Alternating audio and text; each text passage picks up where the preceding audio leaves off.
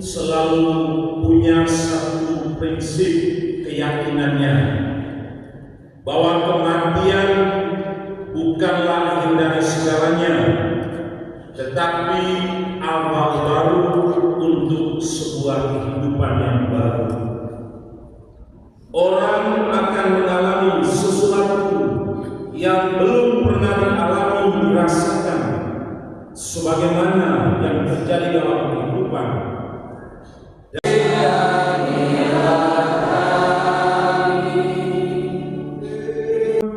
Pandanglah dengan belas kasihan yang berdoa ini. Hamba-Mu Paulus Fransiskus telah memimpin gereja dalam kasih. Sekali peristiwa, sesudah menyembuhkan seorang guru, Petrus dan Yohanes berbicara kepada orang banyak. Tiba-tiba mereka didatangi imam-imam.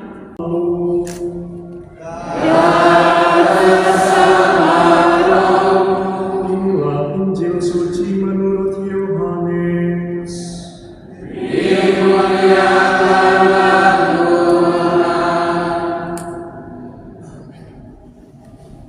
Sesudah bangkit dari antara orang mati, Yesus menampakkan diri kepada murid-muridnya di pantai Danau Tiberias.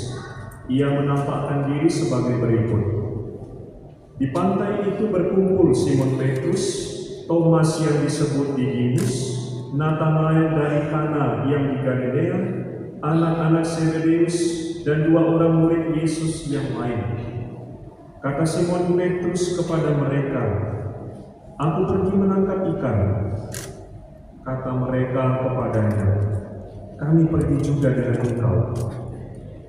Mereka berangkat lalu naik ke perahu, tetapi malam itu mereka tidak menangkap apa-apa. Ketika hari mulai siang, Yesus berdiri di pantai. Akan tetapi murid-murid itu tidak tahu bahwa itu adalah Yesus. Kata Yesus kepada mereka, "Hai anak-anak, adakah kamu mempunyai lauk pauk?" Jawab mereka, "Tidak ada." Maka kata Yesus kepada mereka, "Tebarkanlah jalamu di sebelah kanan perahu, maka akan kamu peroleh." Lalu mereka menebarkannya, dan mereka tidak dapat menariknya lagi karena banyaknya ikan. Maka murid yang dikasihi Yesus berkata kepada Petrus, "Itu Tuhan." Ketika Petrus mendengar bahwa itu adalah Tuhan, maka ia mengenakan pakaiannya, sebab ia tidak berpakaian, lalu terjun ke dalam danau. Murid-murid yang lain datang dengan perahu, karena mereka tidak jauh dari darat, hanya kira-kira 200 hasta saja, dan mereka menghela jala yang penuh ikan itu. Ketika tiba di darat, mereka melihat ada api aram, dan di atasnya ada ikan serta roti. Kata Yesus kepada mereka, "Bawalah beberapa ikan yang baru kamu tangkap itu." Simon Petrus naik ke perahu, lalu menghela jala itu ke darat, penuh ikan-ikan besar, 153 ekor banyaknya. Dan sungguh pun sebanyak itu ikannya, jala tidak koyak. Kata Yesus kepada mereka, "Marilah dan sarapanlah." Tidak ada di antara murid-murid itu yang berani bertanya kepadanya, "Siapakah engkau?" Sebab mereka tahu bahwa ia adalah Tuhan. Yesus maju ke depan, mengambil roti, dan memberikannya kepada mereka. Demikian juga ikan itu. Itulah ketiga kalinya Yesus menampakkan diri kepada murid-muridnya sesudah ia bangkit dari antara orang-orang mati. Demikianlah sabda Tuhan.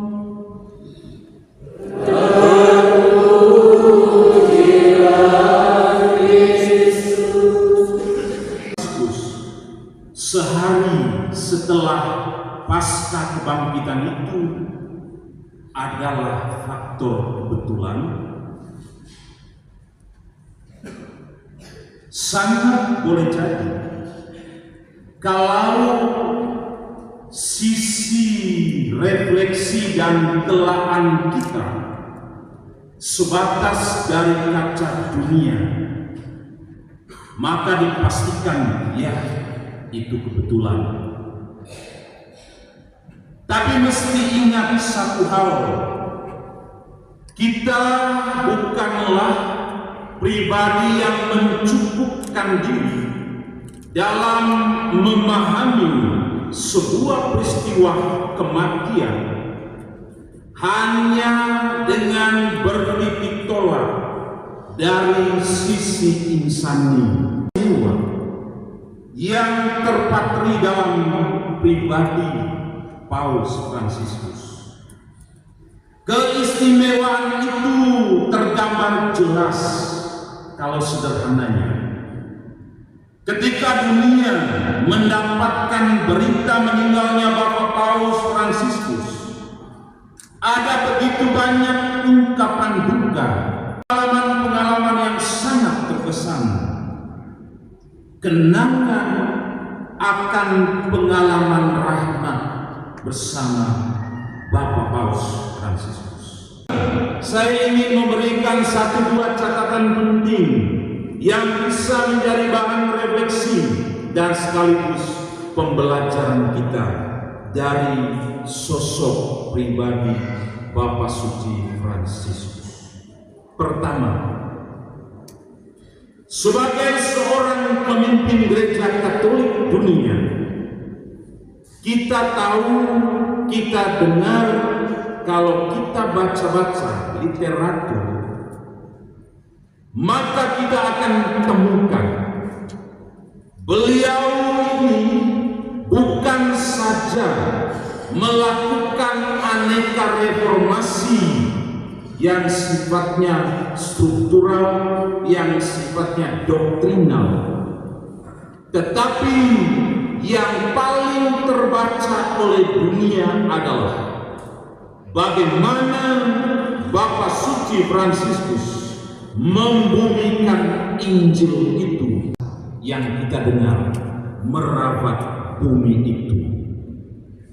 Bumi sebagai ibu kita, yang kemudian pesan itu dijadikan sebagai ensiklik sangat akrab, dan saya kira juga kita semua sangat mengamini aspek kesederhanaan Bapak Suci Paus Fransiskus.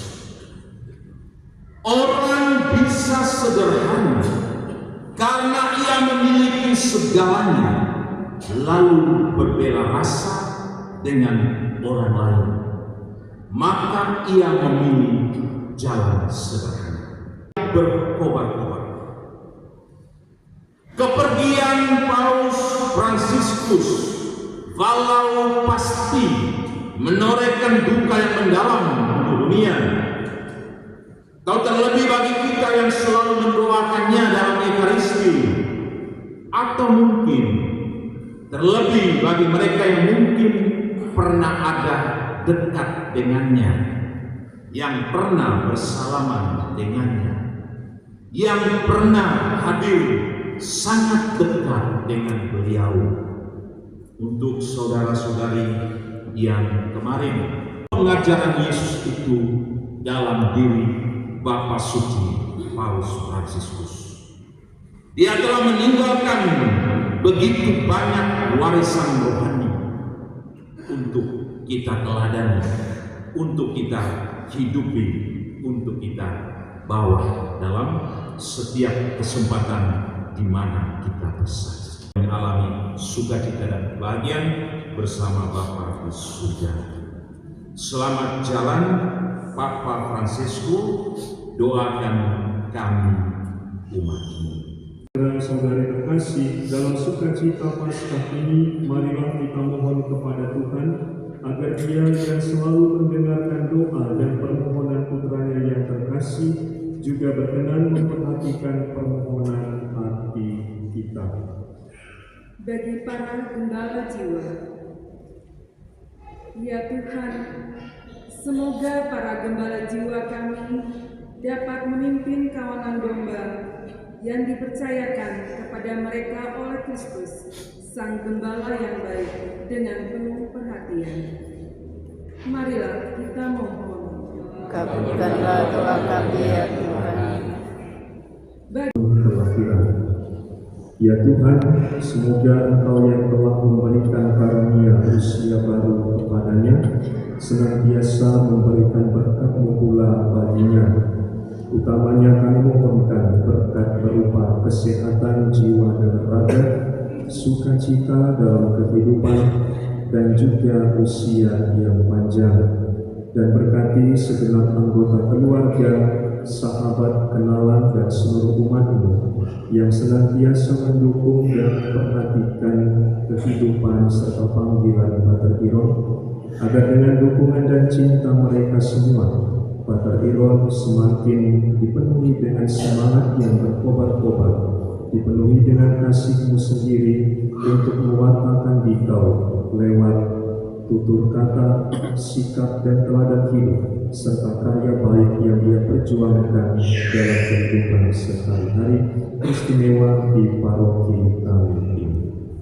Marilah kita mohon. Kabulkanlah doa kami ya Tuhan. Kasihanilah ya Tuhan gereja-Mu yang berseru kepadamu, dan pandanglah dengan belas kasih hati kami yang bertuju kepadamu. Semoga kami yang Engkau perkenankan mengambil bagian dalam misteri ilahi ini tidak pernah kekurangan pertolongan-Mu, dengan pengantaran Kristus Tuhan kami. Kamu dan sesama manusia yang bagi kami akan menjadi minuman rohani.